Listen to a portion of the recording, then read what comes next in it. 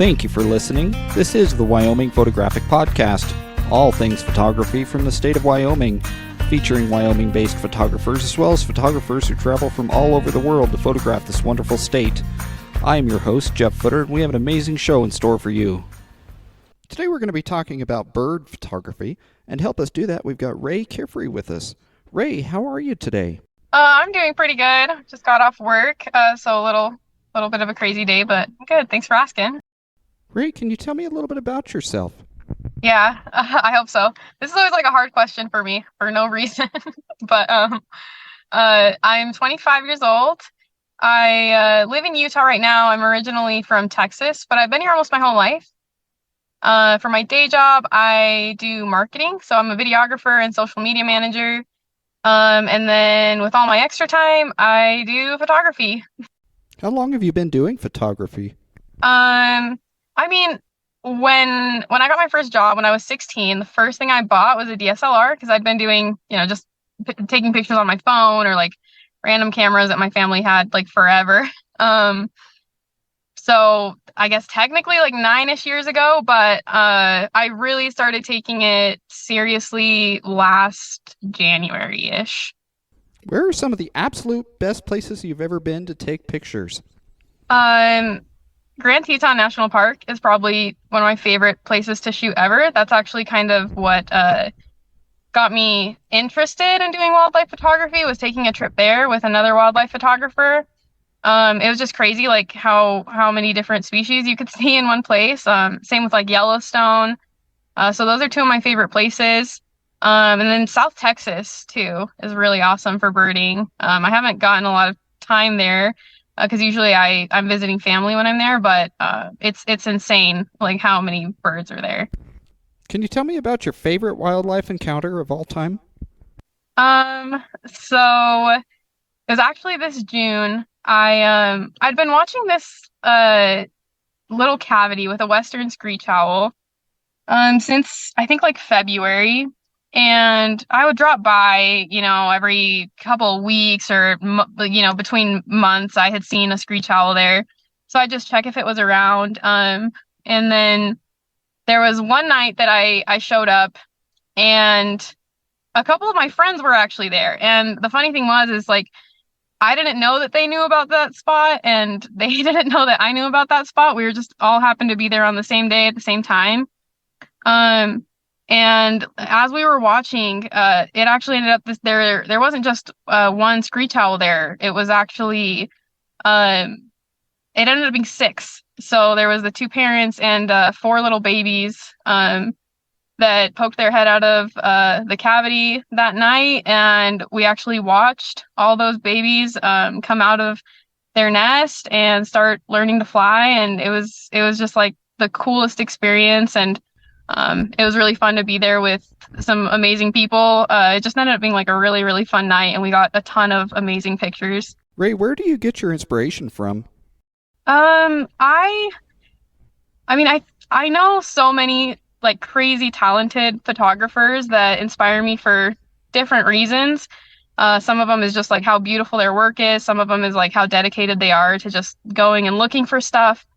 Some is like their appreciation for wildlife. So a lot of it is just the community.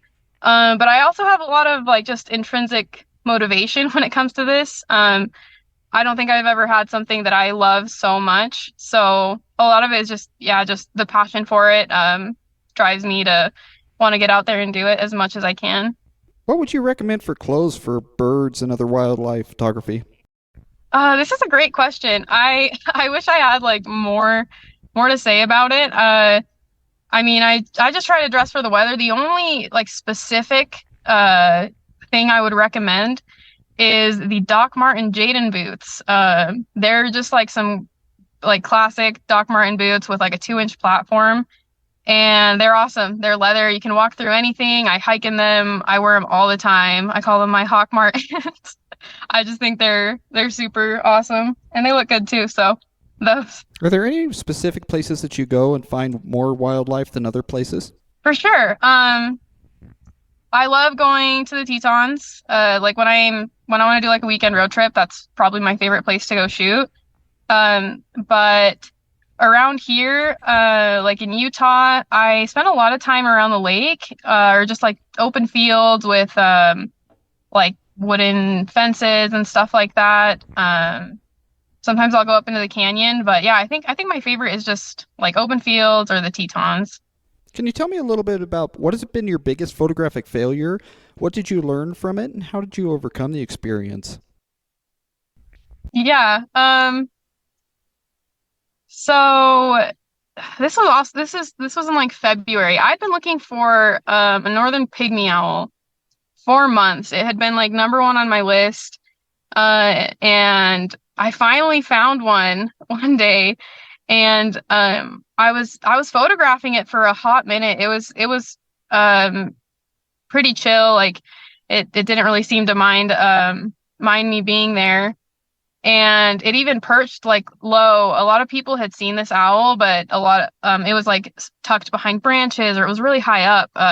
So I got really, really lucky with this encounter that it was low and it was in a nice spot. And I was just so excited that I took probably like 500 pictures of this little owl, and I don't have a single one that I want to post on my Instagram. My settings were just crazy. Like my shutter speed was super fast, and it was just sitting there. It wasn't even moving. I didn't even pay attention to the composition, so there's just the sky's blue behind it. There's nothing there, and I look back and think about like I really could have done more, but I was just too excited. So I think what I learned from that is just, pay attention to your settings. Like it doesn't matter if you take 600 pictures if you're not going to use any of them. So I think since then I put more time into it and thought into what I'm doing, and I move around and I make sure that like if I'm clicking the shutter, it's for a reason, not just to get a random shot. What would you consider to be the absolute best photo you've ever taken, and can you elaborate on it a little bit? That's tough. Because I like a lot of I like a lot of my pictures just because they're encounters that I really loved. But I have this one picture of this female American kestrel just perched in front of a field, and there's like snow falling, and she's on this like short like wooden fence post. She's looking like right at me, and she's got like blood on her tummy. She probably just had dinner. Um, but I just love that picture. One time I was at my mom's house, and she likes to draw and paint, and she had a drawing she had started, and it was of that picture. So I just kind of assume that must be the best one if that's the one she chose. Have you ever put yourself in harm's way, whether inadvertently or on purpose, to get a wildlife or bird photo? Um, Unfortunately, yeah, but luckily it's not in any way that I've never felt like threatened by wildlife, or like I'm too close, or anything like that. But it's mostly like just driving up to the Tetons. We've had some close calls there, just with ice and snow, and watched people like crashing right in front of us. Also, like when you see a bird and you're driving, it's so like tempting to just like pull over. You don't even pay attention. So I've had moments there where I've not made the best decisions. But yeah, aside from that, nothing too crazy. Would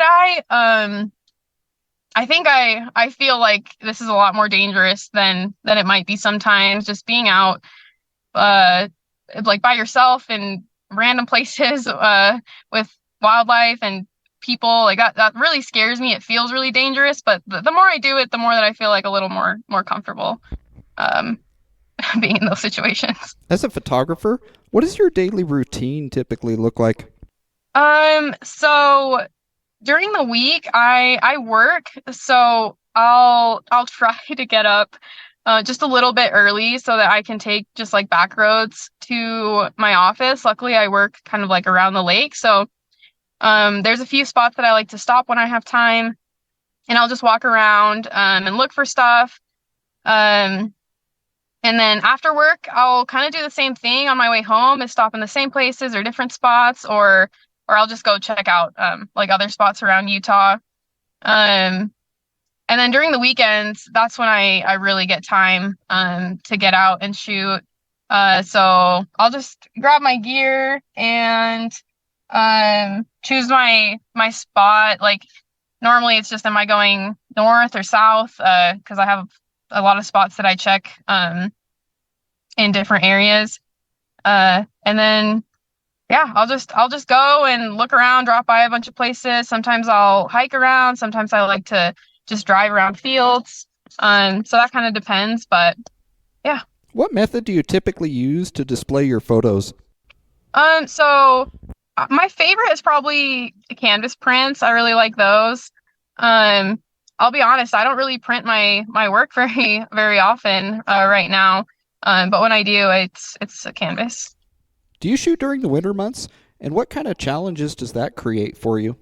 Oh yeah, for sure. I mean, I think I've gone through one winter actually doing this, which was last winter, but I was out there all the time. And some parts of this are like really nice because there's it's easier to find birds, like there's not as many leaves in the trees and there's a lot of raptors that are out and they'll perch like closer to the road and stuff. They're yeah, just out a bit more in the winter. But it is challenging just like if it's snowing or raining, that makes it a little bit tough. And I actually hate the cold. I used to just not really go out in the winter at all. Um, so yeah, it's just tough, like being in the cold and walking around in the cold and just getting the motivation to like step outside when it's so cold. Um, but it makes it really fun, just with the birds that come out around those months. With that being said, what is your favorite time of year? The spring. The spring was like so amazing this year. I yeah, I had like a ton of fun just seeing all the baby birds and the baby owls and yeah, it's just super cute. Everything's cute and everything's colorful and I love greens. So like just having green back in my pictures after like just white and yellow all winter was amazing. How did you get so good at photography? Oh man, that's nice. I actually got really lucky. Before I really shared my work anywhere else, I used Vero, and I met another photographer on there, and he really showed me the ropes. Like he'd been doing it for years and years, and he's just super talented. And I would post, like I was just getting started. My pictures were not very good, but he was just so nice and supportive. And he taught me about composition and editing and taught me about like different bird species that we had here in Utah that I got excited about and I would start going out to look for. So just having kind of like a mentor made a really big difference for me. And I think it gave me a really good head start. If you were to go back to when you first started photography, give yourself just one piece of advice, what would that advice be? Um, it would probably be to stop shooting against the sun.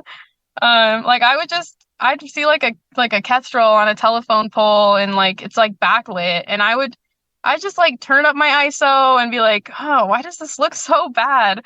Uh, and I did not understand. And then one day I was shooting with one of my friends and I saw this bird and I was like, hey, you should stop for that. Let's get a picture. And he was like, yeah, I'm going to. I'm just gonna get to where the sun is actually shining on the bird. And so it's not backlit. And I was like, yeah, that makes sense. So I think I'd pay a lot more attention to that. Do you strictly photograph birds in wild, or do you photograph birds in captivity as well? That's a great question. So like everything that I post on my Instagram and stuff is wild, and what I actually go out to look for is always wild. But I volunteer with the Eagle Mountain Nature and Wildlife Alliance, and sometimes we'll do like raptor shows for the community. Where they'll bring like educational birds in, and I'll do like their event photography and stuff. So sometimes I do photograph like captive birds, but it's mainly just for like events and stuff like that. How do you approach a new location that you've never shot before? So I will usually do a little bit of research beforehand if I have time. Like I'll go on the eBird app and iNaturalist, and I'll look around for species that I'm interested in, or I'll just see like what people have spotted there before and like what areas they've spotted certain species in. just so I have an idea of where to look. But then when I actually like get to a location, I will usually look for trees that I don't really know how to describe this in any other way, but they look owly. Just looks like an owl would be there. And I'll walk around and I'll look on the ground for like owl pellets or whitewash or just like any signs of owls or feathers. Um and yeah, I'll usually start by that, just looking at the ground and seeing if there's any signs of owls. And I'll listen for really anything, but since I love birds of prey the most, I'm listening for like Tweety birds making alarm calls so that I can get an idea of where there might be a bird of prey or any wildlife. But yeah, that's mainly what I do is just look around, listen, and I'll do a little bit of research when I can. What other advice can you give to other aspiring bird or wildlife photographers out there? I would say to try to get involved like with the community. I think that this community is so cool and there's so many people that are just like really kind and willing to help you. If you're if you're like genuine and you know want to get out with people. I think check out like some Facebook groups, Instagram, Vera, like whatever it is, just find somewhere where you can share your work and meet new people. Even if that's just like actually going out. I think when I started, it was a little bit hard to know where to go. But the more that I started going out, the more that I started seeing wildlife in different places, and I got to learn the habitats. And yeah, that's kind of how you start to know like where you should look and what to look for is the people you meet on the trails, the things you see. So I'd say do it as much as you can and make as many connections as you can because there's a lot of awesome people that do this. What is your favorite lens for wildlife photography? Oh, his name is Frank. It's a 100 to 400 millimeter second edition from Canon. I I love him. That's what I shoot on right now. When you come to Wyoming, what type of wildlife or birds do you typically find here? So in like the Tetons and in Yellowstone, which is usually where I go when I go out there, I've found foxes, wolves, grizzly bears, black bears, bald eagles, osprey. I've I actually would go looking for owls. Like the last few times I've been going just to look for owls, and I had never had any luck until a couple weeks ago I was out there and I actually found a barred owl, which was really, really cool to see there. And then on my drives there and back, um, I love birding on the way there because there's like Swainson's hawks and red-tailed hawks and just birds that will perch along like the low fences when I'm on my way. So lots of stuff that I see out there. How does shooting in Wyoming compare to the other amazing locations that you've been to? So I think that the wildlife there is just like abundant and there's just it's like one place that you can go where for me it's usually like the parks. You can go and you have a chance of seeing a huge variety of wildlife, like not just birds. Because in Utah, that's mainly what I can find. You know, I think if I shot mammals here, I would not be very happy. But yeah, it's just some place where you can go and you have a huge variety and a higher chance of seeing more wildlife. Do you typically shoot during a bad storm? Oh yeah. I definitely do, and I love shooting during storms. My car doesn't love it, but um I when it's stormy, I don't know why. I should probably look into this, but I always say it's like a good bird day. I always feel like there's hawks just hanging out when it's rainy or stormy or cloudy. So I try to get out on those days as much as I can. What are your thoughts on AI and how it's changing the state of photography? Uh, I think like most people would have mixed feelings about it. Um, I think in some ways it's really cool that there's tools that can help you like improve your photography, but it's tough thinking like someone could just, you know, generate like a picture of like an elusive like raptor and it looks similar to yours, you know, and they didn't have to really go anywhere and do anything. But I try to just think about it like, you know, it doesn't really have anything to do with me. I think everyone kind of has their preferences, and I think like just you kind of just have to decide like how far you want to take it. Um, and yeah, I don't know, just mixed feelings. What are some questions you typically ask yourself every time you take a photo? A lot of things I ask myself is just about like the behavior of when I'm photographing is I try to just pay attention to if they're looking uncomfy or getting defensive, or if it just am I too close? Um am I really bothering this animal? So I try to avoid that. But I'm also thinking about the lighting. Is the lighting on the subject, or am I shooting into the sun? And like what can I use to make this interesting? Like I try to take pictures from like different angles. I'll try to get anything I can in like the foreground that has color. And I also ask myself like how can I fill in this background? Because one thing that I did a lot initially was just leave like a blue sky or just like a plain open background that might be like overexposed, just like didn't look great. So I'm always trying to figure out what can I use, like what angle can I take this from to get like an interesting background or a nice background for this. Other than Frank, what kind of gear do you use? So I use a Canon R7 and Frank, and he's pretty much like glued to my camera.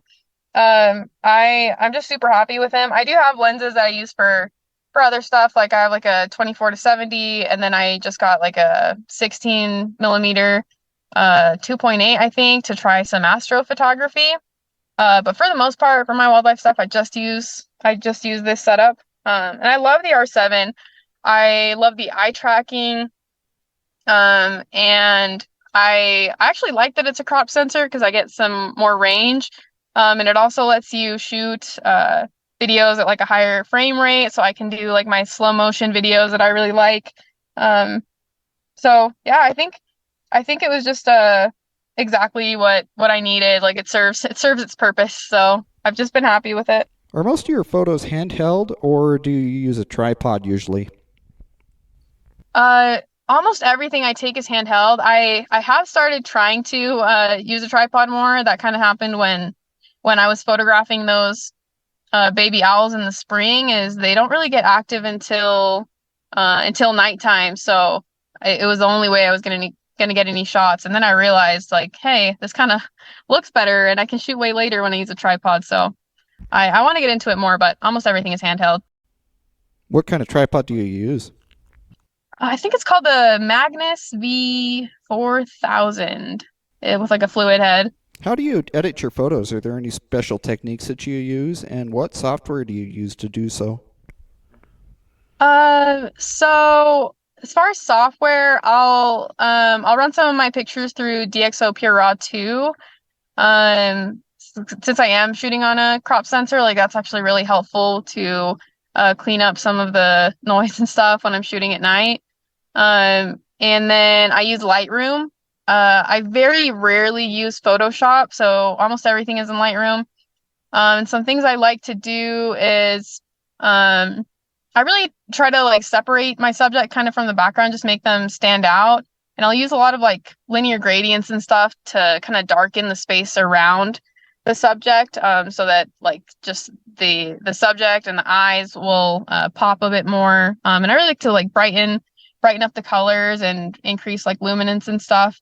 Yeah, I try to get everything kind of darker, but then when it comes to colors and the subject, I just want that to really pop and get your attention. Ray, where can listeners go to see your amazing work and contact you if they wanted to hire you or something like that? Oh, so mainly my Instagram. It's just at Birds of Rey. That's Rey. I also have a page on Facebook that's the same. Yeah. Ray, thank you very much for being on the show today. I sure appreciate it. Oh, thanks for having me, Jeff. It was so awesome to talk to you. Have yourself a fantastic day. You too. Thanks so much.